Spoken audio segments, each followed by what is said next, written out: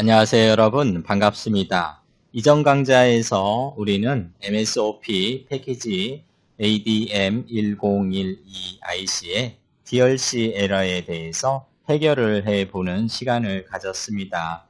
첫 번째, 설계 주권을 변경하여 DLC 에러를 해결하는 방법을 제시하였으며, 두 번째는 사이즈가 큰 풋프린트를 다시 제작하여 교체함으로써 해결하는 방법을 제시하였지요. 이제 설계 과정에서 제가 의도적으로 만들어 놓았던 에러를 함께 해결해 보는 시간을 갖도록 하겠습니다. 제가 의도한 에러는 바로 LED 극성에 관한 문제입니다. 여러분들이 설계하고 있는 대로 PCB를 제작을 하게 된다면 정상 동작하지 않는 쓰레기 PCB가 될 것입니다. 여기서 말하는 쓰레기 PCB이다 라고 하는 것은 정상 동작하지 않는 불량 PCB이므로 여러분들이 사용하지 못하고 쓰레기통으로 이동한다 라는 의미가 되겠습니다. 자, 그러면 보도록 할까요, 여러분? 회로에서 LED 표시 회로에 사용하고 있는 LED 4개와 전원 회로의 각각 입출력 쪽에 인디케이터 LED 하나씩 총 6개를 회로에서 사용을 하고 있습니다. 그러면 회로도를 먼저 보도록 할까요? LED 표시 회로를 먼저 보도록 할게요, 여러분. 바로 이 부분인데요. 여러분들 아시다시피 LED 회로 설계를 했습니다. 보시는 것처럼 플러스 5V의 LED의 극성, 에노드 LED는 극성이 있죠. 에노드 쪽이 이와 같이 연결이 되어 있고, 캐소드 쪽은 마이컴 쪽에 ATmega8 MCU 쪽으로 연결이 되어 있지요, 여러분. 따라서 우리는 5V와 그리고 LED 보호 저항, 그리고 저항과 LED의 에노드가 함께 연결이 되어 있음으로써 정상 동작을 하게 될 것입니다. 만일 마이컴에서 0V를 출력을 해준다라고 하면 0V는 디지털 논리값 0이니까 5V와 0V의 전이차에 의해서 전류가 이와 같이 흐르게 되겠지요, 여러분. 전류가 이렇게 흐르게 되면 D1 LED는 이제 ON이 될 것입니다. 자, 반면에 D4 LED를 설명을 해 볼까요? 만일 ATmega8 GPIO에서 5V를 출력을 해준다라고 가정을 해보세요. 그럼 디지털 논리값 1이 출력이 되면 에노드 쪽도 5V, 캐소드 쪽도 5V이기 때문에 여기는 전류가 흐르지 않게 되겠지요. 따라서 D4 LED는 오프가 될 것입니다. 이와 같이 우리가 IO 폴트를 조작을 해줌에 따라서 LED를 우리가 ON, OFF 제어할 수 있습니다. 자, 그러면 이제 정상적으로 PCB 알투웍이 진행이 됐는지 회로를 확인을 해 보도록 할까요, 여러분? 5V가 있지요. 그렇죠? 5V에 저항이 연결이 되어 있고, 저항과 연결된 쪽이 캐소드 쪽이 이와 같이 연결이 되어 있는 것을 확인할 수 있어요. 그렇죠? LED 보호 저항과 캐소드 쪽이 연결이 되어 있고, 그리고 저항 쪽은 바로 이제 플러스 5V에 연결이 되어 있다라는 얘기죠. 그리고 에노드 쪽이 반대로 MCU의 IO 폴트 쪽으로 이와 같이 들어가는 회로로 구성이 되어 있다라는 얘기죠. 자, 이와 같이 되어 있으면 이제 정상 동작을 하지 않을 것입니다. 따라서 극성이 반대로 연결되어 있는 것을 여러분들이 확인을 해 주셔야 되겠죠.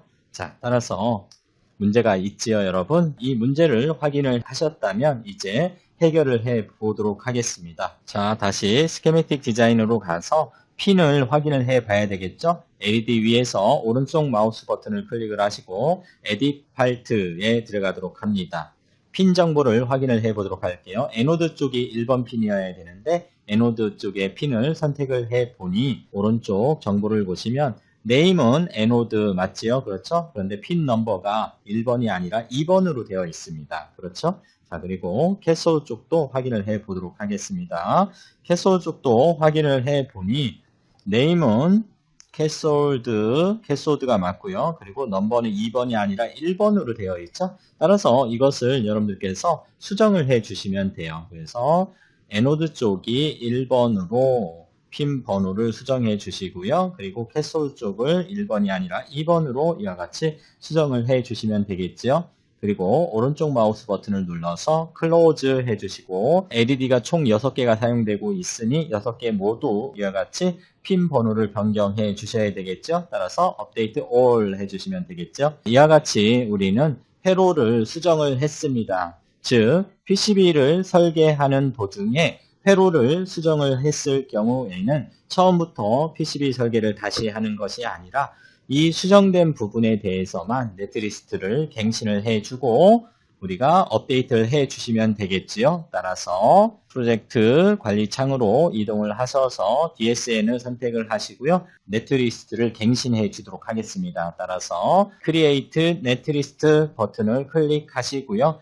여러분들 Create or Update PCB Editor Board가 여기가 체크가 이와 같이 되어 있다면 이것을 반드시 여러분들께서 체크를 해제해 주셔야 됩니다. 그래서 체크박스를 해제를 해줍니다. 이와 같이 확인 버튼을 눌러서 갱신을 해 주시면 됩니다.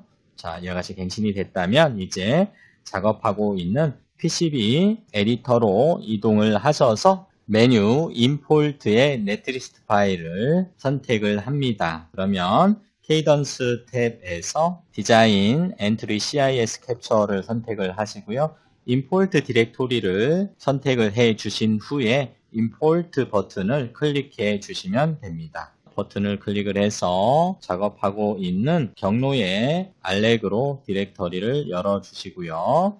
그리고 선택을 합니다. 그리고 이제 임포트 버튼을 클릭을 해서 업데이트를 해 주시면 되겠지요. 그러면 이제 확인을 해볼까요, 여러분? 업데이트가 되었네요. 그렇죠? 따라서 업데이트가 되었고요. 이 부분을 여러분들이 이제 무브 버튼을 이용을 해서 LED를 로테이트를 해 주도록 할게요. 이와 같이 로테이트를 해서 다시 선택을 하고요. 로테이트를 해서 극성을 바꿔주면 됩니다. 로테이트 해서 배치를 다시 해주면 이제 정상적으로 동작하는 PCB를 여러분들이 설계할 수 있습니다. 이와 같이 배치가 됐죠? 에노드 쪽이 이제 어떻게 되었습니까, 여러분? 자, 정상적으로 에노드 쪽이 저항과 연결이 되었지요. 캐소드 쪽이 MCU 쪽으로 들어가도록 정상적으로 회로가 구성이 되었습니다. 자, 그러면 아래쪽 LED 2개도 확인을 해봐야 되겠죠? 마찬가지로 move 명령을 이용을 해서 심볼을 선택을 하고 로테이트를 해주면 되겠죠? 자, 이와 같이 로테이트를 해서 다시 재배치를 해주시면 됩니다. 마찬가지로, 그렇죠? 로테이트 선택하고요. 다시 로테이트 해서 이와 같이 배치를 해줌으로써 우리는 수정을 할 수가 있습니다. 여러분들이 PCB 알트웍을 진행하면서 여러 가지 문제가 발생이 될 수 있습니다. 문제가 발생될 때마다 여러분들 긴장하지 마시고 한 단계 한 단계씩 차분하게 해결을 해 주시면 됩니다. 특히 PCB 알트웍이 개선이 진행이 되고 있는 도중에 여러분들이 발견한 오류가 있다면 걱정하지 마시고 회로도에서 수정을 하신 후에 네트리스트 파일을 새로 생성을 하시고 임포트 기능을 이용을 해서 PCB 에디터에서 다시 갱신을 해 주시면 되겠습니다. 자, 여러분 수고하셨습니다. 고맙습니다.